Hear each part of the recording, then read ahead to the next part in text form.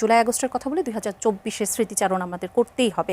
সেখানে আমরা জানি মার্চ টু ঢাকা কর্মসূচি আনার পিছনে একদিন এগিয়ে আনার পিছনে আপনার ভূমিকা ছিল এবং গতকালকে আপনাদের বৈষম্য বিরোধী ছাত্র আন্দোলনের সাবেক সমন্বয়ক রিফাত রশিদ তিনি যেমন করে বলেছেন সেই ঘটনার স্মৃতিচারণ করতে যে শেখ হাসিনাকে একটি ব্রিদিং স্পেস দিয়ে আবার সেটি কেড়ে নেওয়ার মাধ্যমে সরকারের প্রস্তুতির কৌশল ভেঙে দেওয়া হয়েছিল। এই যে সিদ্ধান্তটি নেওয়া হলো সে সময় আসলে মাঠ পর্যায়ের বাস্তবতা এবং রাজনৈতিক মূল্যায়ন সবচেয়ে বেশি কোনগুলো ছিল আপনার কি মনে হয়?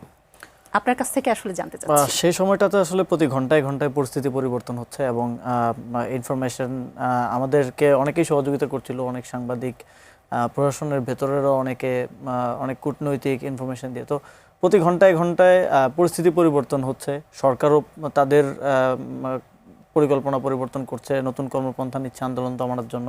আমাদেরকেও ওইভাবে আসলে নিজেদের সিদ্ধান্ত পরিবর্তন করতে হচ্ছিল। তো 3 আগস্টের এক দফা ঘোষণার পরে স্বাভাবিকভাবে আমরা পরবর্তী রোডম্যাপটা নির্ধারণ করি যে বিভিন্ন শ্রেণী পেশার মানুষজনকে নিয়ে সমাবেশ করার মধ্য দিয়ে আমরা একটা সম্মিলিত সাপোর্ট নিয়ে আসবো। তো 5 তারিখ আমাদের কর্মসূচি যেটা ছিল সেটা হচ্ছে সিভিল সোসাইটি, শ্রমিক, তারপরে নারীদের, ছাত্রদের আলাদা আলাদা কমিউনিটি নিয়ে আলাদা আলাদা সমাবেশ সারা দেশে করা হবে সারাদিন এবং তাদেরকে এই আন্দোলনের সাথে সম্পৃক্ত করা হবে এবং 6 তারিখ লং মার্চের একটা পরিকল্পনা ছিল। এবং এটা সঙ্গত কারণেই স্বাভাবিকভাবেই কেউ যদি রংপুর থেকে ঢাকায় আসতে চায় তাকে তো একটা প্রস্তুতির সময় এবং আসার সময় একদিনের মতো একটা সময় তো দিতে হয়। ওই জায়গা থেকে 6 তারিখ লং মার্চ ঘোষণা করা হয়। 4 তারিখ দুপুরের দিকে আমি ঘোষণা করেছিলাম। তো সিদ্ধান্ত ছিল যে আমাকে দায়িত্ব দেওয়া হয় ঘোষণা করার। তো ঘোষণা করার সময়টাতেই আমাদের কাছে আবার পরিবর্তিত বিভিন্ন ধরনের ইনফরমেশন আসা শুরু করে যে ওই দিন বিকালে ইন্টারনেট বন্ধ হয়ে যাওয়ার একটা শঙ্কা, এটা আমাদের কাছে আসে, ইনফরমেশনটা আসে। এবং আরও আমরা জানতে পারি যে ঢাকার আশেপাশের বিভিন্ন জেলা থেকে বাসে করে, ট্রাকে করে আওয়ামী লীগের সন্ত্রাসীরা ঢাকায় আসছে। তো তাদের একটা পরিকল্পনা ছিল ঢাকার দখলটা নেয়া।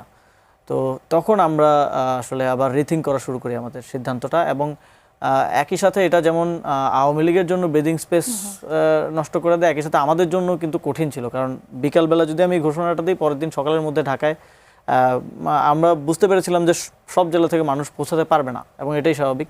আশেপাশের কিছু জেলা থেকে হয়তো পৌঁছাতে পারবে, কিন্তু তারপরে সিদ্ধান্তটা নিতে হতো কারণ পরিস্থিতিটাই এমন ছিল যে ঢাকা দখল করার এবং এই সময়টাকে কাজে লাগানোর একটা পরিকল্পনা সরকারের ছিল। আবার আমরা এও ইনফরমেশন পাই যে সরকারের সম্পূর্ণ কন্ট্রোল আর নাই। সশস্ত্র বাহিনী থেকে শুরু করে প্রশাসনের ভিতরে অনেকেই সরকারের অর্ডার মানছে না, শুনছে না এবং ঠিকভাবে কমপ্লাই করছে না। ফলে এটাও আমাদের জন্য একটা গ্রিন সিগন্যাল ছিল।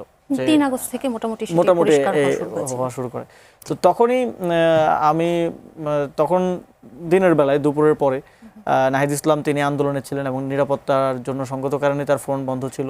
তো সবার সাথে কনসাল্ট করে যে সিদ্ধান্ত পরিবর্তন করব সেই পরিস্থিতিটা ছিল না। ফলে যাদেরকে আমি অনলাইনে পেয়েছি, রিফাত ছিল, কাদের ছিল, আমরা 6-7 জন একটা গ্রুপ কলে এসে ওদের থেকে মতামত নিয়ে স্টেক হোল্ডারদেরকে জানিয়ে আমি সিদ্ধান্তটা পরিবর্তন করে একদিন এগিয়ে নিয়ে আসি। তো এটা সিদ্ধান্তটা ফ্রুটফুল হয়েছে বলে হয়তো সবাই এখন এটাকে একটা যুগান্তকারী সিদ্ধান্ত হিসেবে দেখে, কিন্তু ফেল করলেও একই সাথে ওই ভয়টা ওই সময়টা তো সেই সময়টা ওই শঙ্কা তো ছিলই।